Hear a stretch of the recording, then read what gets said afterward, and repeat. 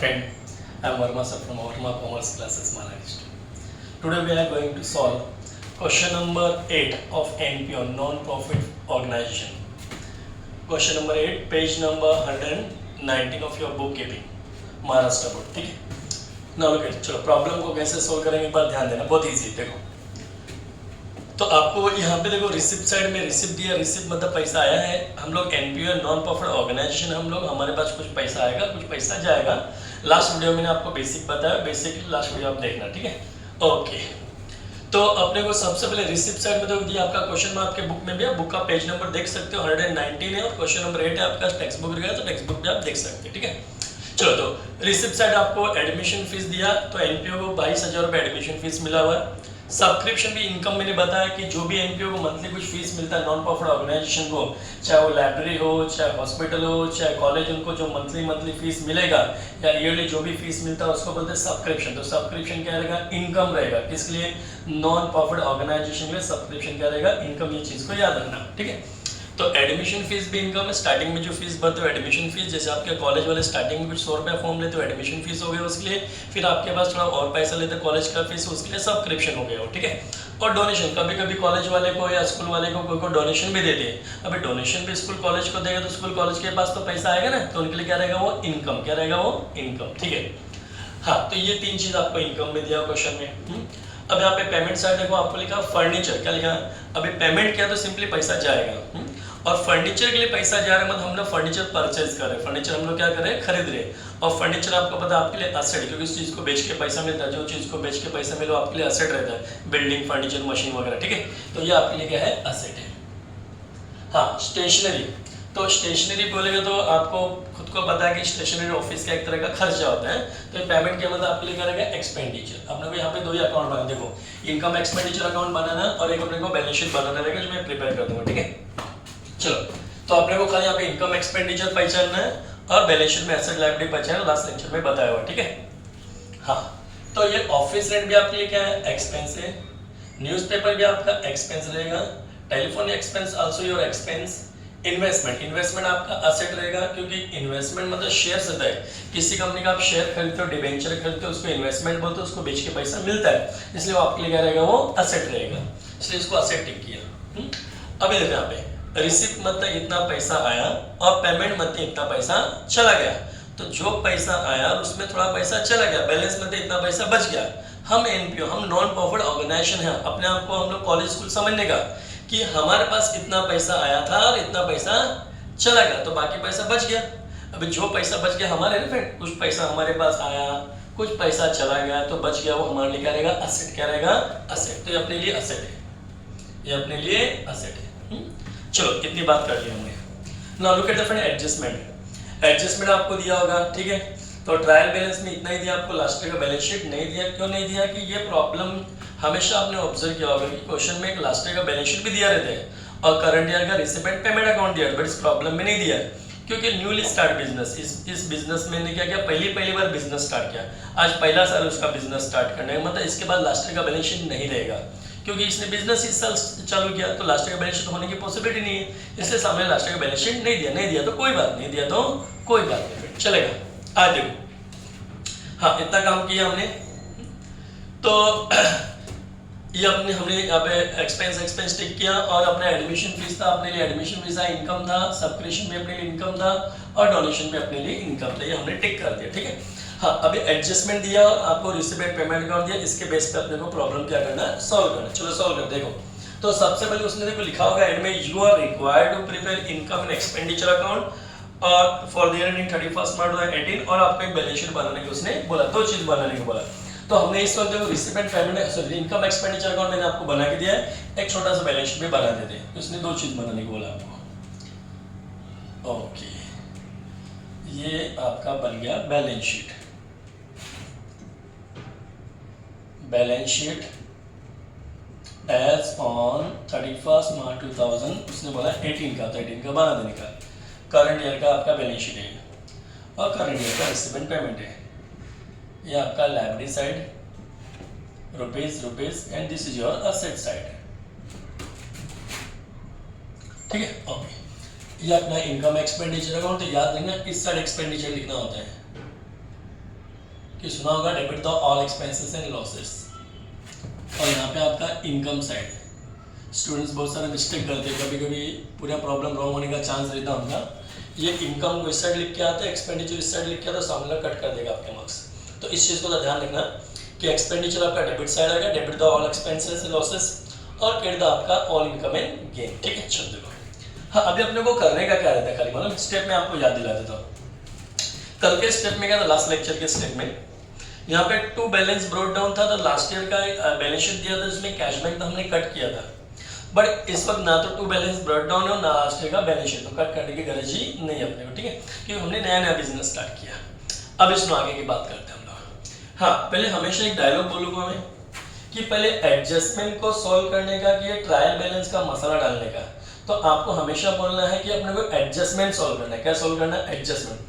हाँ, हो सकता है कॉलेज में बहुत सारे टीचर ऐसा कि पहले ट्रायल बैलेंस पढ़ाते बाद में एडजस्टमेंट कराते, बट टॉपिक को इजी बनाने के लिए हम लोग पहले एडजस्टमेंट सॉल्व करते, तो टॉपिक इजी रहता है। बहुत से बच्चों को इसलिए हार्ड लगता है टॉपिक की कितना लाइन छोड़ना, अंदाज क्या करना, बहुत मगजमार लगता है। हाँ, पहले एडजस्टमेंट आप कर दोगे तो लाइन वाइन छोड़ने का झंझट ही नहीं, अपने आप आंसर परफेक्ट आते जाएगा, टेली बराबर रहेगा। देखो, तो सबसे पहले अपने लिखा subscription outstanding for the was ₹5000, बोलता है कि सब्सक्रिप्शन लेना बाकी था। अभी पहले दिमाग लगाने का हमेशा कि ये जो सब्सक्रिप्शन है, पहली बात तो आउटस्टैंडिंग मतलब बाकी होता है, फिर लेना बाकी भी हो सकता है, देना भी बाकी हो सकता है।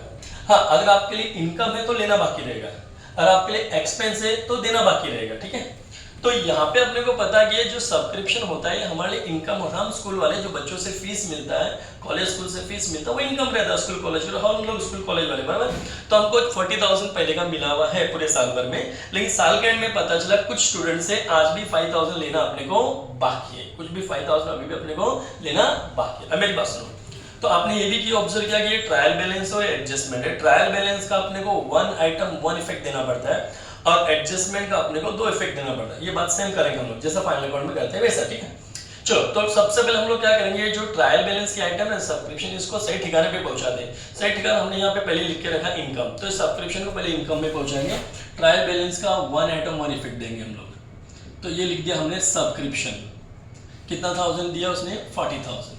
हाँ, अभी देखो, अब बोले सर इनर में लिखने का आउटर में, तो फ्रेंड सीधी बात है, एडजस्टमेंट कर रहे तो सबको इनर में लिखना है, और एडजस्टमेंट होने के बाद जो आइटम बच जाएगा सबको आउटर कॉलम में लिखने का। ठीक है, हाँ, तो इसको हमने इनर में लिख दिया 40,000, इसके साथ प्लस माइनस करना पड़ेगा ना, अपने वैसे इनर में लिख दिया।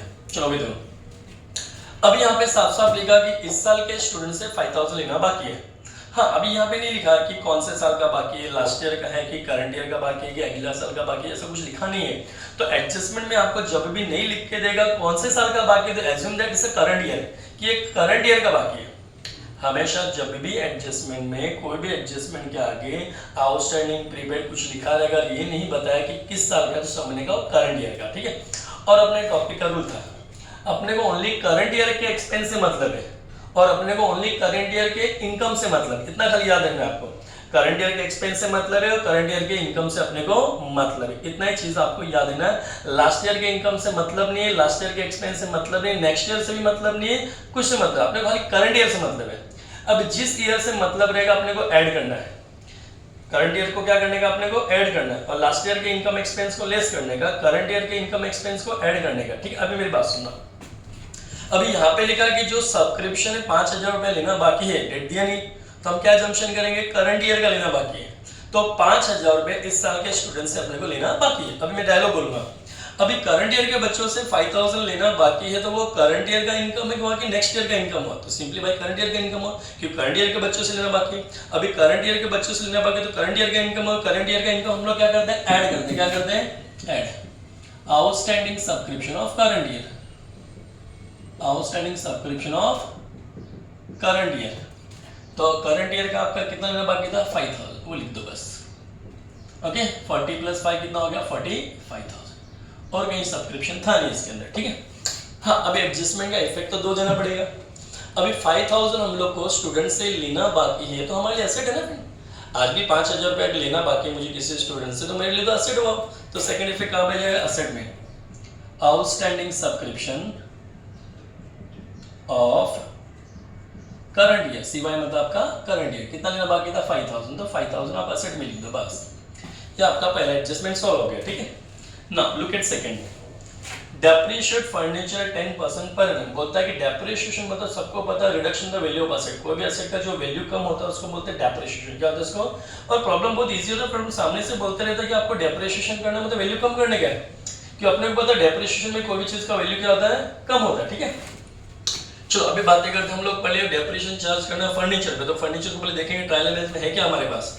तो हमने ये ट्रायल बैलेंस हमारे पास में देखते हैं फर्नीचर यस है आज। ठीक है, तो ये फर्नीचर को उठा के हम लोग क्या लिखेंगे? इफेक्ट देंगे उसका ट्रायल बैलेंस का। यहाँ पे असेट मैंने टिक किया तो असेट में एक इफेक्ट दे दूंगा मैं यहाँ पे, ये अपना असेट में लिख दिया फर्नीचर, और उसका मैं एक ही इफेक्ट दूंगा क्योंकि ये ट्रायल बैलेंस के आइटम है।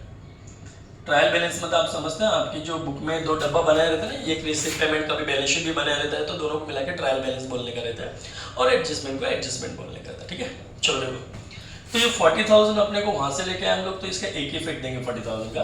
बट ये जो एडजस्टमेंट लिखा उसका कितना इफेक्ट देंगे हम लोग? 2 इफेक्ट देंगे। अभी सुनो, बोलता है कि डेप्रिशिएशन चार्ज करना 10%, तो डेप्रिशिएशन मतलब वैल्यू कम होना कि ज्यादा होना, तो सिंपली कहने मतलब डेप्रिशिएशन मतलब वैल्यू कम होना। ठीक है, चलो तो कम कब अपना वैल्यू कब कम होगा? जब इसमें से लेस करेंगे तब कम होगा। Less depreciation 10%। हाँ, अब इसका 10% शॉर्टकट एक जीरो छुपा देगा तो 10% आएगा 4,000 रुपीज। तो आउटर में कितना आ जाएगा? 36,000। अभी एक इफेक्ट दिया मैंने, दूसरा इफेक्ट देना पड़ेगा, नहीं दूंगा तो टेलिंग आएगा कभी इतना आएगा। ट्रायल बैलेंस का हमेशा 1 इफेक्ट दो और एडजस्टमेंट का हमेशा 2 इफेक्ट दो, दुनिया का हर अकाउंट टैली होता रहेगा। ठीक है, चलो देखो, तो 4,000 आपके फर्नीचर का वैल्यू कम हुआ तो आपको नुकसान हुआ कि फायदा हुआ? तो सिंपली आपको लॉस हुआ है। जब आपका वैल्यू कम हुआ तो आपको लॉस हुआ, और दुनिया का कोई भी नुकसान प्रॉफिट लॉस के डेबिट साइड, हम ऐसा फाइनल अकाउंट में डायलॉग मारते थे। बट यहाँ पे क्या करने का, जो एक्सपेंडिचर साइड है उसको उस साइड लॉस लिख देने का। जैसे बोलते हैं दुनिया का कोई भी नुकसान प्रॉफिट और डेबिट साइड, तो दुनिया का कोई भी लॉस एक्सपेंडिचर साइड, एनपीए में कल इतना डायलॉग चेंज कर देने का, और कोई भी फायदा आपका क्रेडिट साइड, इनकम साइड में लिख देने का। कभी भी आपको एनपीए में लॉस होता है तो आप एक्सपेंडिचर साइड लिख दो, कभी भी आपको प्रॉफिट या इनकम होता है तो आप इनकम साइड में लिख दो। इतना ही दिमाग लगाने का बस। देखो, तो आज आपके वैल्यू कम हो गया फर्नीचर का 4,000, तो आपको लॉस हुआ, और दुनिया का कोई भी लॉस एक्सपेंडिचर साइड लिख देने का यहाँ पे, तो उसका नाम है लॉस का डेप्रिसिएशन ऑन फर्नीचर।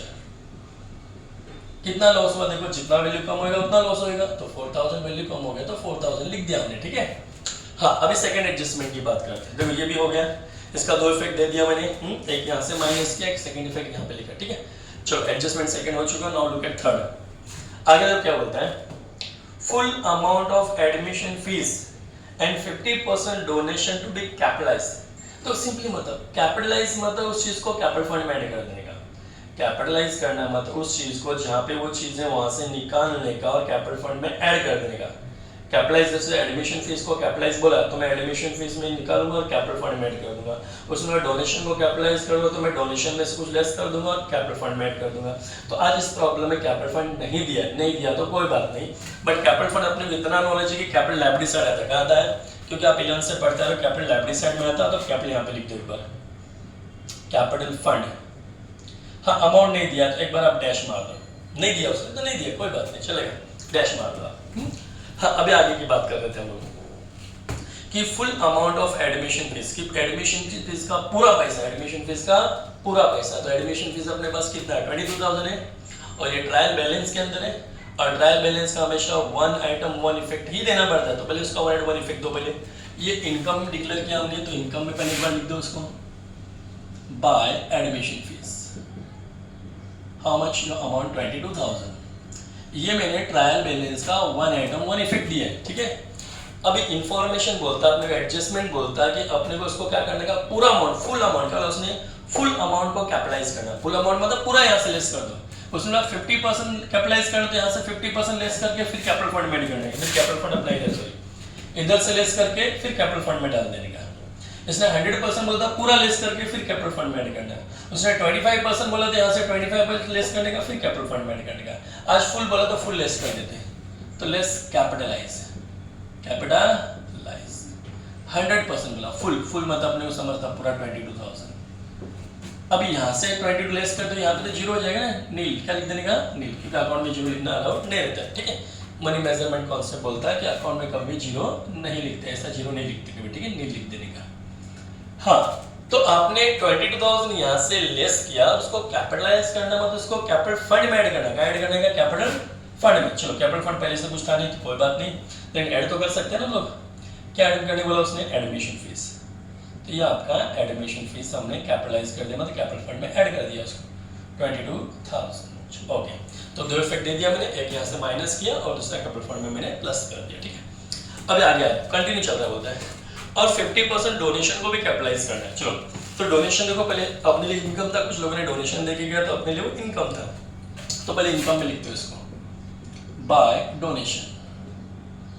डोनेशन आपको 18,000 दिया हुआ। ठीक है, ये ट्रायल बैलेंस का मैंने वन आइटम वन इफेक्ट दे दिया पहले। ठीक है, अब एडजस्टमेंट का दो इफेक्ट दे देते हैं। एडजस्टमेंट बोलता है कि 50% डोनेशन को अपने को कैपिटलाइज करना है। कैपिटलाइज करना मतलब उस चीज को वहां से लेस करने का, जिस चीज के बाद जैसे डोनेशन को कैपिटलाइज करने का मतलब डोनेशन में से लेस करने का, एडमिशन फीस में से कैपिटलाइज करना बोला तो एडमिशन फीस में से लेस करने का। तो जो चीज बोला वहां से लेस करने का, कैपिटल फंड में ऐड कर देने का। ठीक है, तो यहाँ से लेस कर देते हैं हम लोग, कैपिटलाइज, सॉरी लेस कैपिटलाइज। 50% बोला ना इस बार, तो 50%, तो 18,000 का 50% बच्चा अच्छा जानता है 9,000 होता है। ओके, और आउटर कॉलम में 9,000 लिख दो। ठीक है, तो 9,000 रुपीज आपको यहाँ से लेस करना और यहाँ पे ऐड करना, तो कर देंगे ऐड इधर। हाँ, क्या ऐड किया आपने? डोनेशन, तो डोनेशन का नाम लिख देने का। ये एडजस्टमेंट हमेशा आता है, हर प्रॉब्लम में एक दो एडजस्टमेंट आते हैं कैपिटलाइज करने वाले, आप कर देने का। जो चीज बोला वहां से उतना लेस कर देने का, कैपिटल फंड में। बहुत से जितने भी आपके प्रॉब्लम दिख रहे हैं टेक्स्ट बुक में, बहुत से ज्यादा प्रॉब्लम में सब दिया है कैपिटलाइज करने का मतलब, तो टेंशन नहीं लेने का। जो चीज रहता है वहां से लेस करने का, कैपिटल फंड में ऐड कर दें, बस। चलो, इसका भी दो इफेक्ट चला गया। आगे कुछ बोलता है नहीं, आगे तो डायरेक्ट बोलता है you are required to prepare income expenditure, जो कि हमने बना दिया। और बोलता है आपको बैलेंस शीट भी बनाना उसी दिन का, तो बैलेंस शीट भी हमने बना दिया। ठीक है, हाँ, अब ये एडजस्टमेंट सॉल्व हो गए अपने। अब ऐसा घाई मत करना कि एडजस्टमेंट हो गया तो फटाफट टैली कर देना, मसाला बाकी है अपना, वो लिखना पड़ेगा अपने को। ठीक है, क्योंकि हमने पहले एडजस्टमेंट सॉल्व किया। चलो, तो अभी क्या करने का? हाँ, कोई भी साइड आप ले लो यहाँ पे। वैसे मैंने कल दिया था कि पहला पैकेट आप एसेट का खाली करने का, दूसरा कैपिटल, दूसरा आप लायबिलिटी का मसाला डालने का, फिर तीसरा मैंने बोला कि आप रिसिप्ट से स्टार्ट करना है, बाद में चौथा पेमेंट। तो उसके अकॉर्डिंग आज ये पहला हो गया और ये दूसरा हो गया। ठीक है, इधर से ले लेने का पहले। चलो, तो एडमिशन फीस को चेक करने का हमने लिखा क्या पहले से? यस, एडमिशन फीस शायद हमने लिख दिया, दोबारा लिखने की गरज नहीं है। सब्सक्रिप्शन भी हमने लिख दिया, दोबारा लिखने की गरज नहीं है। और डोनेशन भी हम लिख चुके हैं, दोबारा लिखने की गरज नहीं है। हाँ, अगर यहाँ पे होता कोई दूसरा आइटम इंटरेस्ट रिसीव, तो वो बाकी रहता तो लिख देते हैं हमेशा इंटरेस्ट रिसीव करके, बट हमने तीनों आइटम पहले से लिख दिया ना, तो दोबारा लिखने की गरज नहीं है। Now look at payment side. Furniture, furniture अपने क्या था? असेट। शायद देखो इसको मैंने लिख चुके, देखो यस, फर्नीचर देखो पहले से लिख दिया हमने। ठीक है, हाँ, स्टेशनरी अभी तक नहीं लिखा तो इसको लिखना बाकी है, मतलब इसको लिखना पड़ेगा। तो आप यहाँ पे देखो स्टेशनरी अपने लिए पता है कि पेमेंट क्या मतलब खर्चा है। ठीक है, तो एक्सपेंडिचर में जाके लिख दो यहाँ to stationery, amount given in the problem 4,000। Okay, हाँ, फिर क्या बोलता है? योर ऑफिस एक्सपेंस, ऑफिस का रेंट बोलता है। तो ऑफिस का भाड़ा भी तो ऑफिस का खर्चा है, आज स्कूल हम चलाते हैं तो हम ऑफिस का रेंट भरा हमने। ठीक है, to office rent, to office rent. कितना रेंट पे किया हमने? 2,600। ठीक है, हाँ, आगे की बात बोलते हैं। न्यूज़पेपर इन पीरियडिकल, मतलब हमने न्यूज़पेपर खरीदा, क्या खरीदा? तो अपने लिए तो एक्सपेंस हो गया, तो एक्सपेंडिचर में जाके उसको लिख देने का। तो मैंने एक्सपेंडिचर टिक भी किया वहां पे। न्यूज़पेपर एंड पीरियडिकल, पीरियडिकल में जो मैगजीन आते रहते ना वाला, मतलब जो हफ्ते हफ्ते कुछ मैगजीन आता है, सबको पीरियडिकल भी बोलते हैं। कितना दिया आपको बोलो? यस, 3,000 दिया लगता है, सॉरी 300 दिया। हाँ, 300 दिया। आगे टेलीफोन एक्सपेंसेस, टेलीफोन एक्सपेंस भी एक्सपेंस है, तो to telephone expenses. Telephone expenses कितना दिया आपने को? 560 दिया, लिख देते और क्या। फिर बोलता है कि इन्वेस्टमेंट, तो इन्वेस्टमेंट तो मैंने लाइन स्टार्ट कंपनी का शेयर जो खरीदते हैं वो बेच के पैसा मिलता है, तो अपने लिए असेट रहता है। जो चीज बेच के पैसा मिला, असेट, बिल्डिंग बेच के पैसा मिलता है, फर्नीचर, मशीन, बिल्डिंग, वैसे इन्वेस्टमेंट को बेच के पैसा मिलता है। इन्वेस्टमेंट क्या रहेगा? आपका असेट रहेगा, तो उसको असेट में पहुंचा देते हैं। ये आपका इन्वेस्टमेंट है। कितना दिया उसने? 23,000 रुपीज दिया, तो कोई बात नहीं, लिख देते हैं।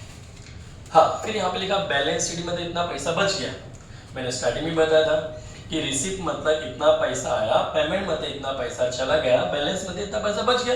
अभी सीधी बात, हमारे पास कुछ पैसा आया, कुछ पैसा चला गया, तो जो बच गया हमारे ना फ्रेंड, जैसे फॉर एग्जाम्पल आपके पास 1 लाख रुपए आया था, उसमें 60,000 चला गया, तो 40 बच गया हमारे, हुआ ना। तो जो पैसा हमारे लिए क्या रहता है वो असेट रहता है, क्या रहता है, असेट। तो बैलेंस शीट में हमारे पास पैसा बच जा रहा है, तो लिख देते उसको असेट में। कैश इन हैंड कितना दिया उसने, 7,540। हाँ, ये लाइन मैंने क्यों मारा, तो सीधी बात आपको सीधा दिखने के लिए, तो बच्चा अगर पूछता है तो लाइन क्यों मार देते हो, तो आपको स्ट्रेट दिखने के लिए इसके सामने का मोड़ी वाला, ठीक है। Now cash at bank, cash at bank 30,000। Clear, पूरा मसाला डाल दिया अभी हमने। मसाला मीन्स पूरे ट्रायल बैलेंस के आइटम को हमने पुट कर दिया, तो कुछ एडजस्टमेंट सॉल्व कर दिया पहले हमने, फिर उसके बाद हमने यहाँ पे ट्रायल बैलेंस को पुट कर दिया, मतलब अपना प्रॉब्लम पूरा रेडी है टैली करने के लिए, टैली करने का, ठीक है, टोटल मारने का। चलो टोटल मारने के लिए पहले चेक करते हैं हम लोग कि ये क्रेडिट साइड का टोटल बड़ा है कि डेबिट साइड का टोटल बड़ा है, कौन सा साइड बड़ा है वो अपने को चेक करना पड़ता है, ठीक है। हाँ, लुक एट क्रेडिट साइड बिगर और डेबिट साइड बिगर, देखना पड़ता है, तो इसलिए आप चेक कर सकते हो। ये 45,000 है, ये 9,000 है, तो 45,000 प्लस 9,000 हो गया मेरे ख्याल से 54,000, बराबर। Now bigger side both the side लिखने का, बड़ा साइड दोनों साइड, तो बड़ा साइड लिख दिया मैंने दोनों साइड, फिर बड़े में से छोटा छोटा लेस कर देने का, ठीक है। तो ये आपका क्रेडिट का था 54,000, उसमें से डेबिट वाला माइनस कर देने का। चलो मैं यहाँ पे कैलसी यूज कर रहा हूँ जानबूझ के कि आपका टाइम वेस्ट न करके, ठीक है, तो फटाफट हो जाएगा, पर आपको एग्जाम में बिना कैलसी के करना है। 2,600, 300, 560, ओके। तो 11,460 रुपीज आपका टोटल डेबिट साइड है, ठीक है। तो सबको पता है कि क्रेडिट वाला बड़ा था, तो बड़ा साइड हमने दोनों साइड लिख दिया, फिर बड़े में से जो छोटा टोटल था ना वो हमने लेस कर दिया, तो इधर कुछ बचेगा, तो अभी बता देता हूँ फटक से। ये बचेगा आपका 42,540, ठीक है, ये अमाउंट बच गया। तो यहाँ पे आपका इनकम ज्यादा था, एक्सपेंस कम था, पैसा आया ज्यादा था आपके पास, रिसिप्ट ज्यादा हुआ, पेमेंट कम हुआ, तो आपको इतना पैसा बच गया ना आपके पास, ये सरप्लस है। सरप्लस को क्या बोलेगा, सरप्लस। सरप्लस मतलब प्रॉफिट होता है, बट प्रॉफिट बोलेंगे नहीं, क्योंकि एनपीओ नॉन प्रॉफिट ऑर्गेनाइजेशन का मेन मकसद है सेवा करना, प्रॉफिट कमाना नहीं है। अगर प्रॉफिट कमाना नहीं है तो इधर प्रॉफिट लिखना मुझे अलाउड नहीं है, तो गवर्नमेंट टैक्स मारेगी, बोलेगा तेरा तो मकसद प्रॉफिट कमाना नहीं, तो काय को प्रॉफिट लिखा, तो इसलिए हम इसको प्रॉफिट का दूसरा नाम क्या लिख देंगे, सरप्लस। सरप्लस मतलब एक्स्ट्रा पैसा बच गया है, तो गवर्नमेंट टैक्स चार्ज नहीं करेगी अपने, ठीक है। तो बड़ा साइड दोनों साइड लिख दिया, बड़े में से छोटा लेस कर दिया, तो जो बच जाता है वाला स्मॉलर साइड लिख देने का, छोटे वाले साइड, तो यहाँ पे छोटे वाले साइड लिख दिया 42,540, मतलब बड़ा साइड दोनों साइड लिख दिया, बड़े में छोटे में लेस कर दिया, जो बच गया इधर लिख देने का, उसको नाम दे देने का सरप्लस। सरप्लस मतलब एक्स्ट्रा पैसा बच गया। सरप्लस के बाद जब दुनिया का कोई भी अकाउंट क्रेडिट बढ़ा तो प्रॉफिट होता है, प्रॉफिट, तो क्रेडिट साइड बढ़ा इसलिए प्रॉफिट है, बट प्रॉफिट को प्रॉफिट ना बोलने के क्या बोल देने का, सरप्लस, ठीक है।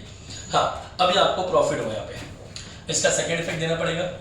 प्रॉफिट होने पे जो बिजनेस में लगाया हुआ पैसा है, ये कैपिटल फंड, ये बिजनेस में लगा पैसा था ना, आज तो दिया नहीं था, लेकिन चलो ठीक है, एक तरह का ये कैपिटल फंड हो गया ना अपना। तो जब भी आपको सरप्लस होएगा, प्रॉफिट होएगा, आप कैपिटल फंड में ऐड कर दो।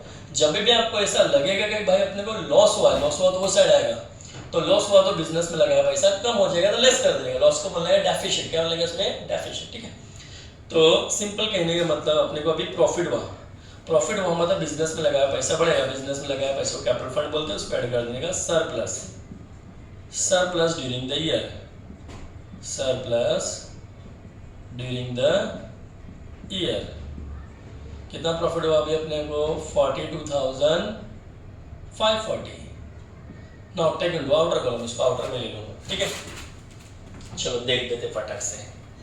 Now 22,000 plus 9,000, now 42,540, your total will be 73,540, इतना ही है। अब ये साइड में चेक कर लेते, कुछ आइटम अंदर तो नहीं बचा, अंदर नहीं बचा, सब बाहर है, बराबर है, अंदर बच जाएगा तो बाहर निकाल देगा टोटल मारने के पहले। चलो, तो इसका टोटल तो रेडी दिख रहा है अपने को 73,540, और इसका 5,000 प्लस 36,000 प्लस 23,000, 7,540, now finally 30,000। अरे अलग कैसा आ गया, कैश एट बैंक का अमाउंट कितना लिखा हमने, 30,000 दिया है, कुछ लिखना बाकी था, कुछ लिखना बाकी नहीं। कैश बैंक का अमाउंट एक बार देखते हैं टेक्स्ट बुक में, टेक्स्ट बुक में तो बराबर 30,000 दिया है। तो जैसे क्या मिस्टेक हुआ, मिस्टेक कुछ तो हुआ लगता है। हाँ मिस्टेक फ्रेंड ये हुआ अपना कि फर्नीचर का अमाउंट वहाँ पे 12,000 दी है और हमने बाय मिस्टेक लिख दिया 40,000। तो कोई बात नहीं, टेंशन नहीं लेने का, वो जिसको 12,000 कर देते थे, ये कर दिया मैंने सर 12,000, हो जाता है कभी कभी, ठीक है। अब ये 12,000 उस पर 10% कितना आएगा, 1,200 आएगा, ठीक है, हो जाएगा देखो फटाक से। ये 12,000 माइनस 1,200, ये आएगा आपका 10,800, ठीक है। अभी इसका सेकंड इफेक्ट देगा, तो जहाँ पे हमने सेकंड इफेक्ट दिया था डेप्रिसिएशन फर्नीचर 4,000, उधर अपने को 1,200 लिखना पड़ेगा, ये आपका 1,200। अभी थोड़ा एक बार वापस टोटलिंग कर लीजिए, ये तो टोटल बराबर ही था, ठीक है। खाली ये 54,000 में से माइनस कर देंगे, सब ऊपर वाला माइनस करेंगे, 1,200 माइनस 4,000 माइनस 2,600 माइनस 300 और 560 माइनस किया, अभी आएगा 45,340, 45,340 आया, ठीक है। ये अमाउंट कितने में लिख देंगे, 45,340, ठीक है। चलो कोई बात नहीं, 32,000 प्लस 9,000, 22,000 प्लस 9,000 और 45,340, ये आ गया आपका 76,340, 76,340। अभी चेक करते हैं यहाँ का 5,000, 10,800, 23,000, 7,540 और लास्ट में 30,000। अब 100% टेली हो चुके हैं, ठीक है, 76,340। हाँ मिस्टेक क्या हो सकता है, मैंने देखने में स्टेशनरी का अमाउंट यहाँ पे उठा के लिख दिया होगा 4,000 बोल के, इसको इधर भी कुछ अमाउंट 40,000 लिख दिया, 12,000, ठीक है। ओके फ्रेंड, तो आपने समझ चुके हुए कि आपको ऐसा ऐसा यहाँ तक पहुँचा देने का है। पहला स्टेप मैंने बताया था कि एडजस्टमेंट सॉल्व करना रहेगा, एडजस्टमेंट सॉल्व करने के बाद आपको क्या करना पड़ता है, ट्रायल बैलेंस पुट करना पड़ेगा। एडजस्टमेंट का दो इफेक्ट दे जाओ, ट्रायल बैलेंस का एक इफेक्ट दे दो और फिर एंड में आपका टोटलिंग कर दो, ठीक है। तो ऐसे मोस्टली मैं बहुत सारे सम आपके जितने भी जो अनसॉल्व क्वेश्चन है सब आपको मैं करा के दूंगा। हाँ, चैनल को सब्सक्राइब करना मत भूलना और चैनल को हो सकते हैं शेयर कर दो, तो स्टूडेंट्स को फायदा मिले उस चीज़ का कि बोर्ड एग्जाम आपका एक हफ्ते के बाद ही है, ठीक है। Okay friend, thank you, bye bye.